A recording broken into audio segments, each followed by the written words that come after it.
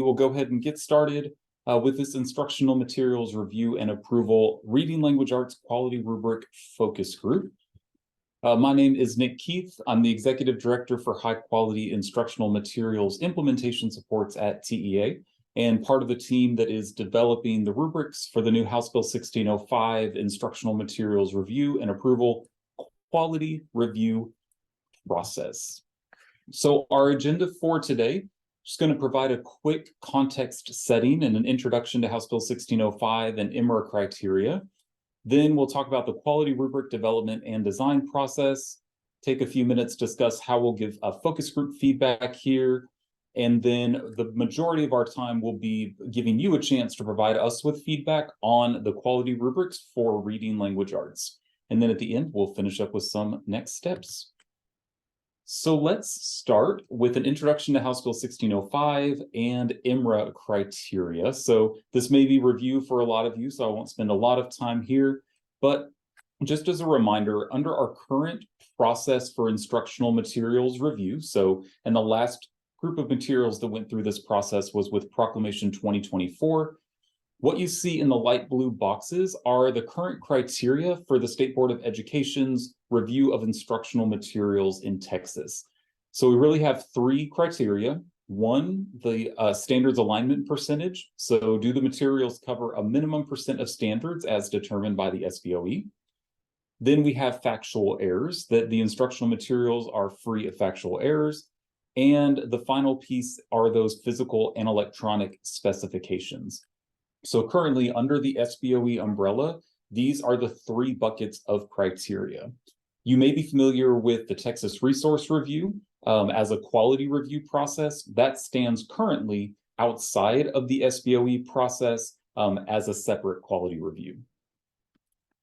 But with House Bill 1605, you can see in dark blue there that we have added additional criteria to the new instructional materials review process known as IMRA. So we still have our light blue boxes, so standards alignment percentage, factual errors, and physical and electronic specifications.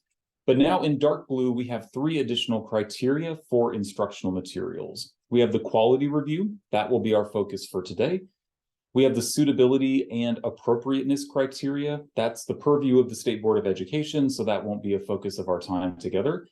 And then we have the parent portal requirements.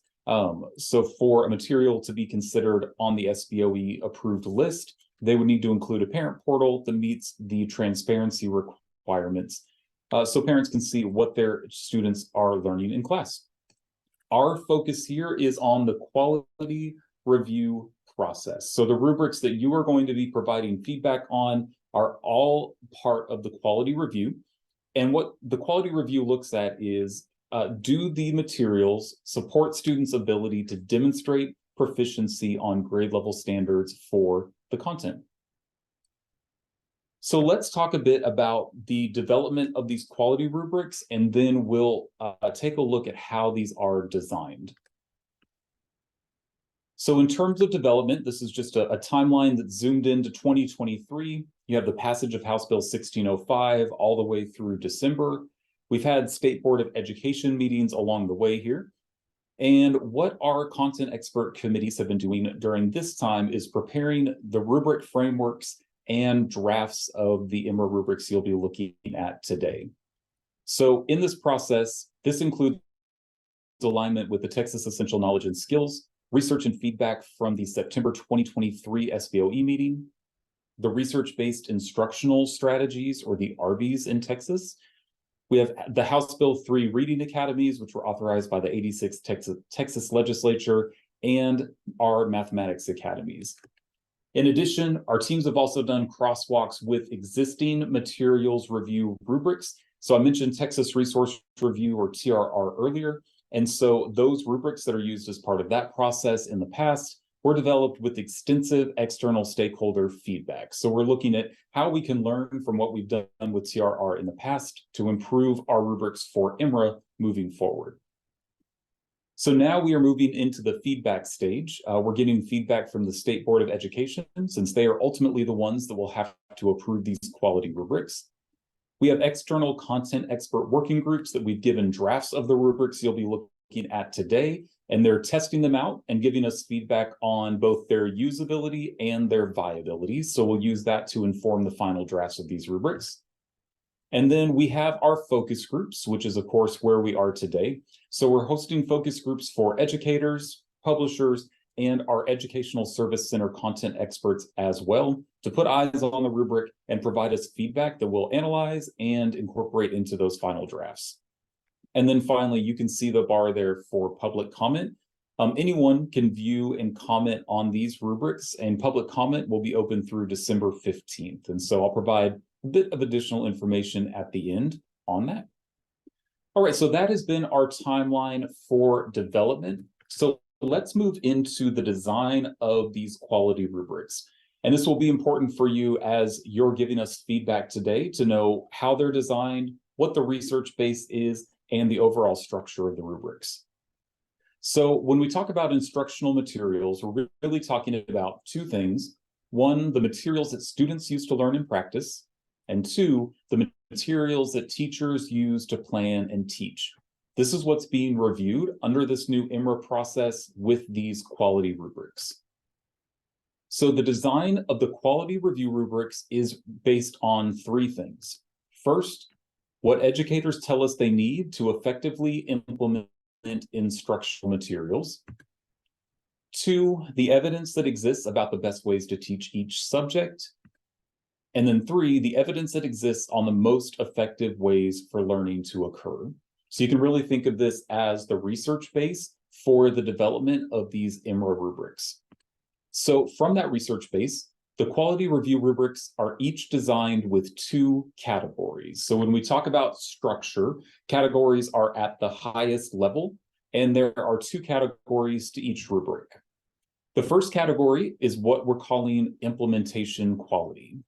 And so implementation quality is based on what do teachers tell us they need in order to effectively implement instructional materials.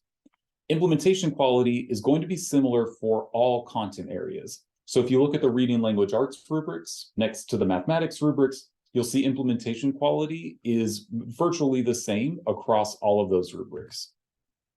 The question that we're trying to answer here is, are the components that support effective implementation present in the instructional materials? So that's the first category, implementation quality, based on what teachers tell us they need to effectively implement instructional materials. The second category is what we're referring to as learning quality. And now learning quality will be unique to the subject that's being reviewed. And that's because learning quality is built on that foundation of the research on the most effective ways to teach a specific content area. So for reading language arts, the learning quality section will focus specifically on reading language arts. With mathematics, that category will look different. The two questions we're trying to answer here: are the components quality and aligned with research on the best ways to teach the subject?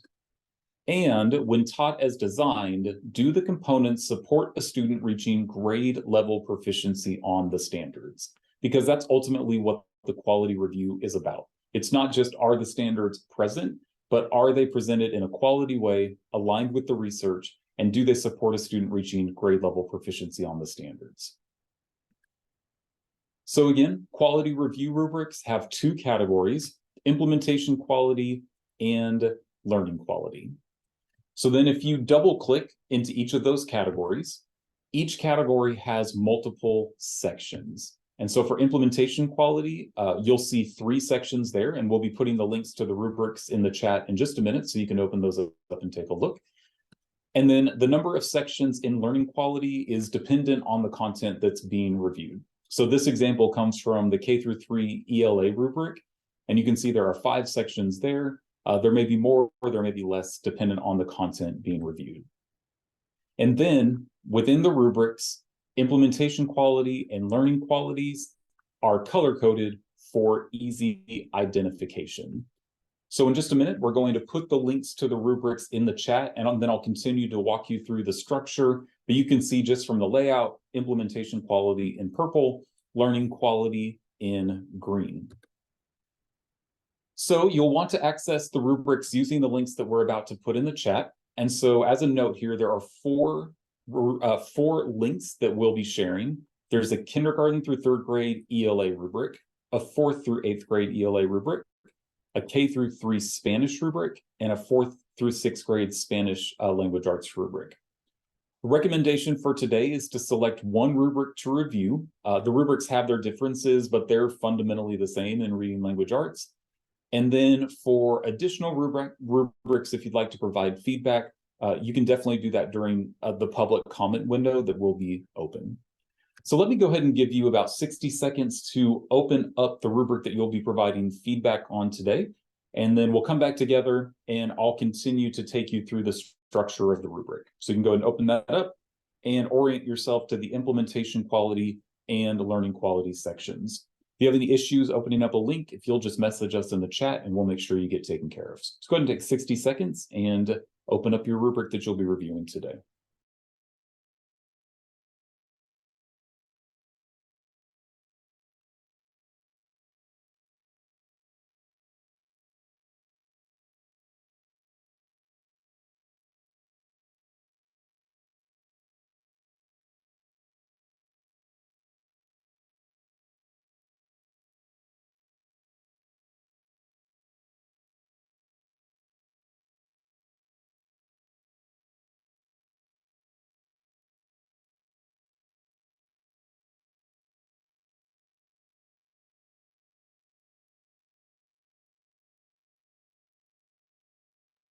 All right, so if you have your rubric open, you can follow along there, or you can just keep an eye on the slides on the screen, but let's walk through the final components of the design of these rubrics.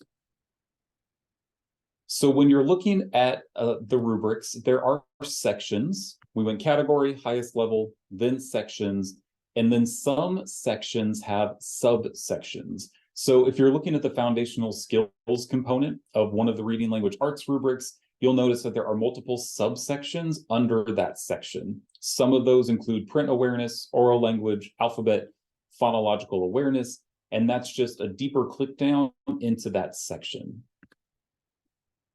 Then each section or subsection has indicators and reviewer guidance. So you can see there on the right, I'm in the text quality and complexity section. High quality grade level text, that's 7.1 is the indicator. And then 7.1 ABCD, ABCD is the reviewer guidance. And reviewer guidance provides the look-fors for reviewers to gather evidence for during the quality review process.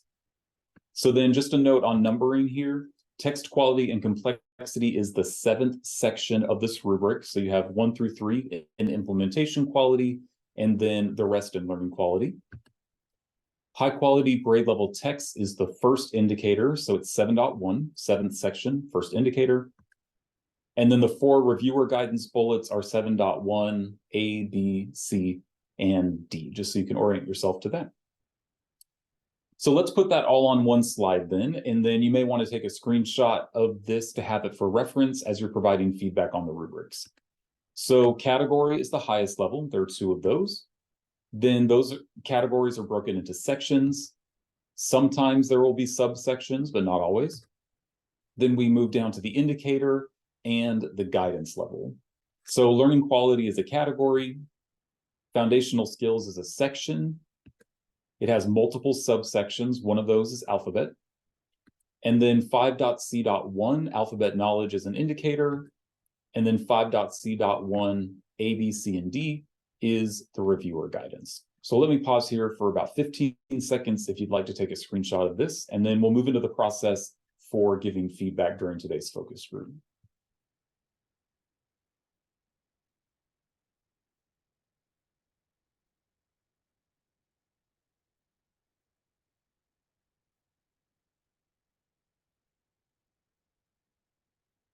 Okay, so let's move into process now.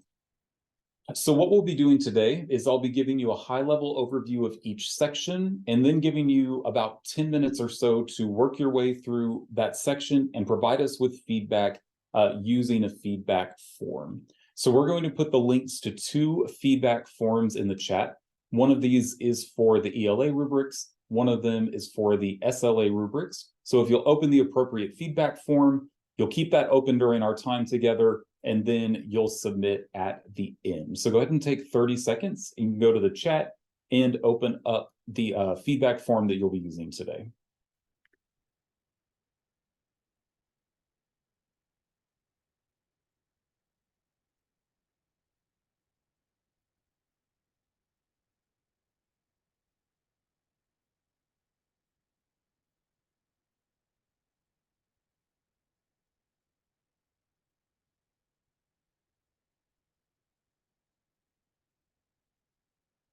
Now, if you'll take in the next 30 seconds or so, fill out those first 4 fields: name, email, employer, and role. And then on the 5th, you can use that drop down to select the rubric that you are providing feedback on. So whether it's the K-3 version or the 4.6 or 4.8, you can choose it from that drop down. So go ahead and take 30 seconds and fill that in now, please.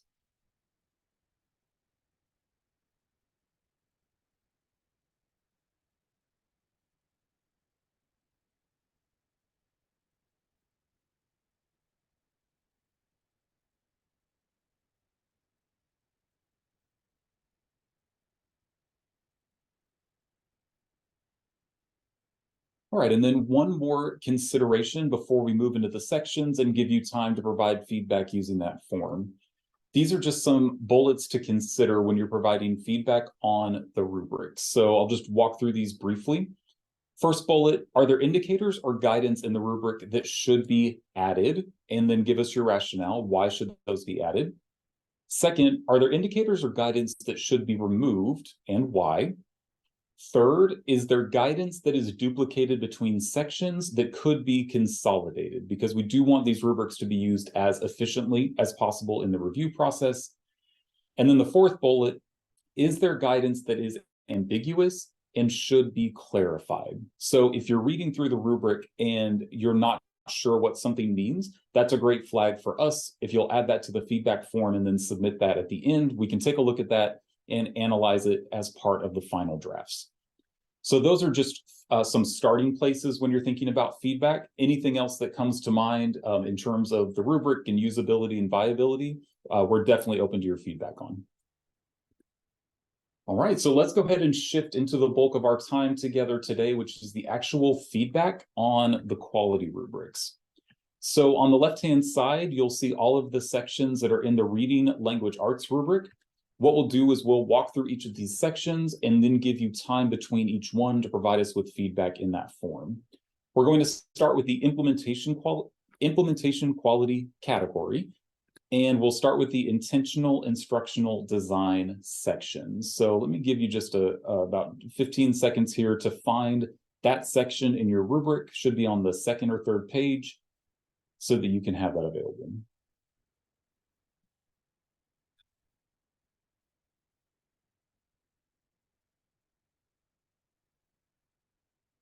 So for implementation quality, I'll give you 2 things to help set some context for the section before you have a chance to go deeper with it.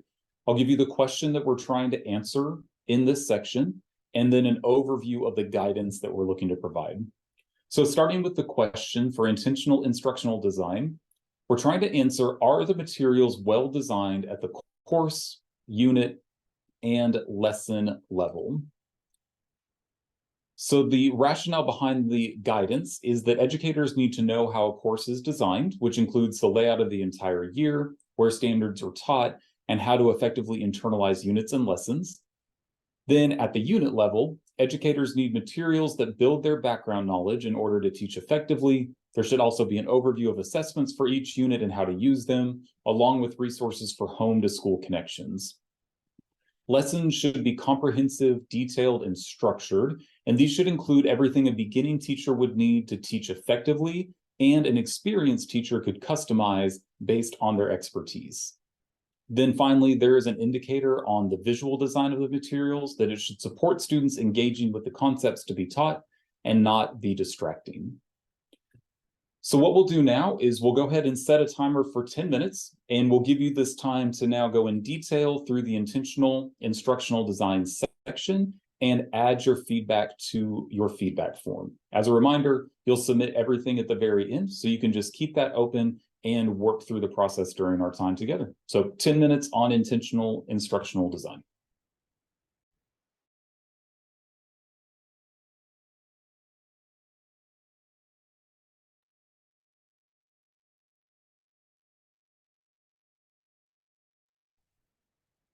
All right, so now we'll move into the next section, which is progress monitoring. And in the progress monitoring section, the question we're trying to answer is, do the materials support educators and students through frequent strategic opportunities to monitor and respond to student progress?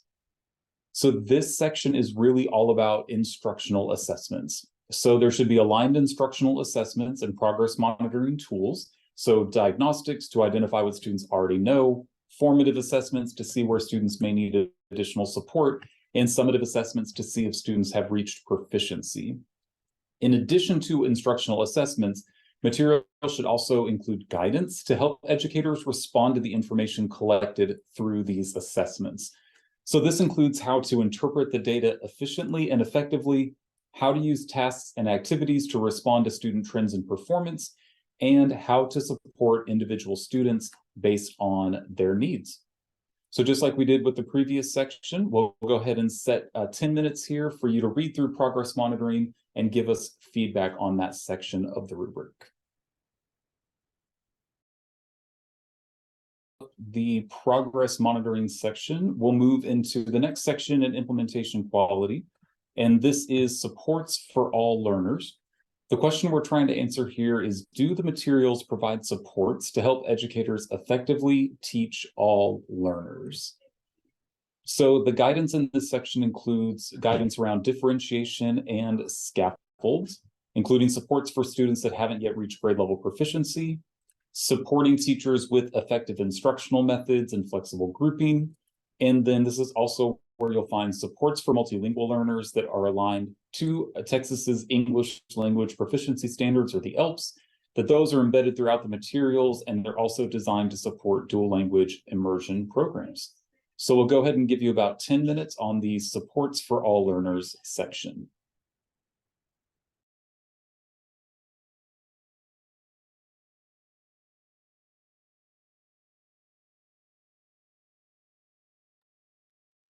All right, so that completes the implementation quality category. So we've gone through intentional instructional design, progress monitoring, and supports for all learners. And now we're going to move into the learning quality category for feedback. So one thing we've done, we've added those 4 bullets for consideration back there at the top again, just if you need a reset on what we're looking for feedback on as we go through these sections. So as we move into the learning quality category, we're going to handle phonics rule compliance and foundational skills together, and I'll talk through that. But the question that we're trying to answer here is, do the materials include guidance for explicit and systematic instruction in foundational skills, including instructional routines, student practice, and cumulative review? One additional piece I'll add as we go through learning quality is just a bit of the rationale and the research base behind why this is included in the quality rubric. So from the research, we know that foundational reading skills develop best when instruction introduces skills explicitly and in a planned sequence, ensures proficiency through practice and assessment, leverages multilingualism as a tool for learning, and includes intentional, systematic, explicit instruction in the specific context of each language. So in the phonics rule compliance, there's not much to give feedback on here because this is simply based on statute. So this comes from Texas Education Code and Administrative Code, which outlines the specific criteria that phonics materials must do, may do, and may not do. So you can see those 5 criteria that are evaluated in this section, which includes explicit and systematic phonics instruction, daily instructional sequences and routines, ongoing practice opportunities, assessment, and progress monitoring and student support. So really the area that we're asking for feedback on is the larger umbrella of foundational skills. And so foundational skills has multiple subsections. Those subsections include print awareness, oral language development, alphabet, phonological and phonemic awareness, of course, phonics, then vocabulary, fluency, and handwriting. So what we'll do is we'll set a timer for 10 minutes and ask for your feedback on the foundational skills sections and subsections.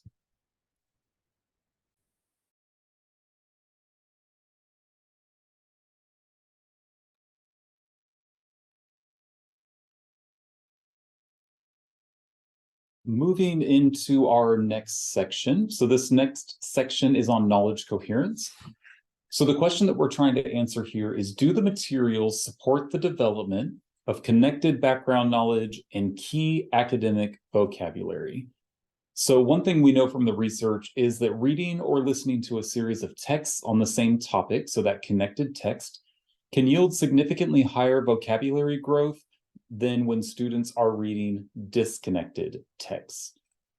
So the guidance for this section is really based on the simple view of reading. Strong readers must be able to decode words, and they must be able to comprehend.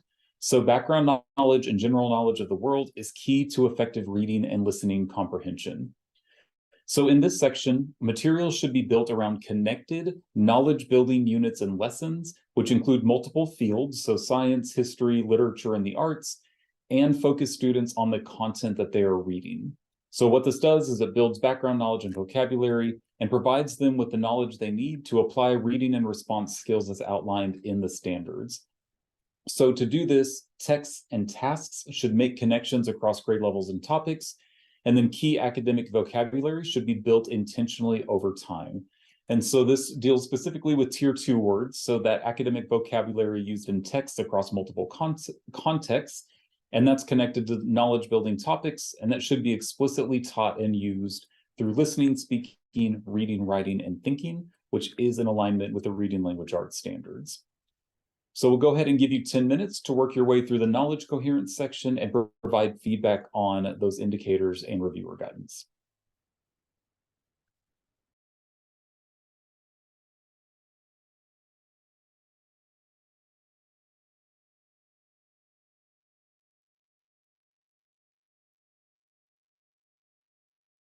All right, we have 2 more sections in the learning quality category to look at.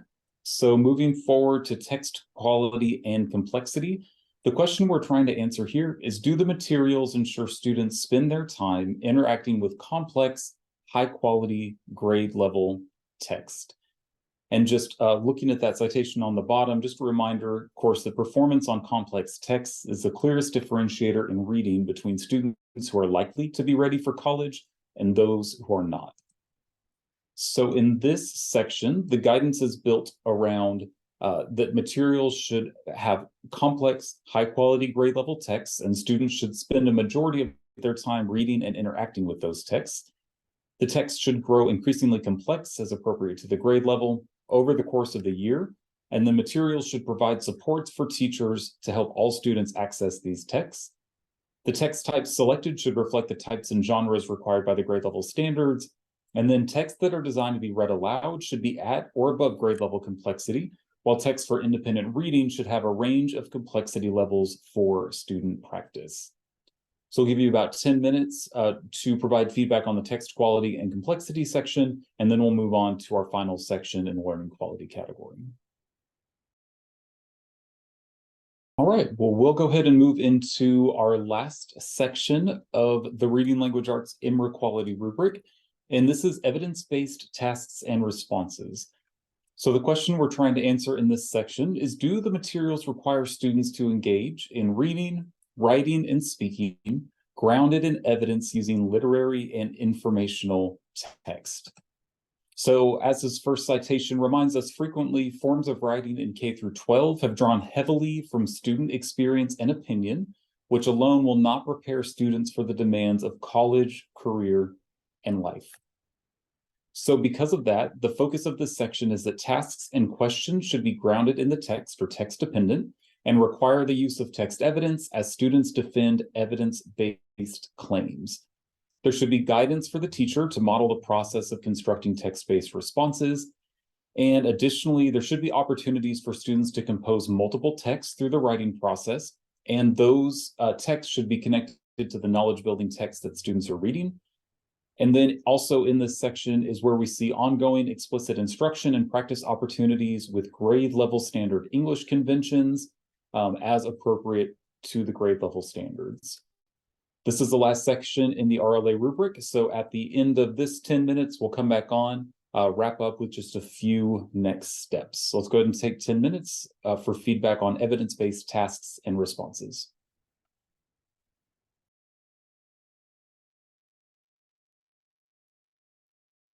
All right, so we'll go ahead and wrap up the last section of the Reading Language Arts rubric. So we've covered all of the sections in the implementation quality category and the 5 sections in the learning quality category. So what we're going to ask you to do before we move on to our final next steps in our last few slides is just go to the bottom of your feedback form and answer those 3 questions and then hit submit so we can capture your feedback. So go ahead and give you 30 seconds to answer those 3 questions at the bottom of your feedback form.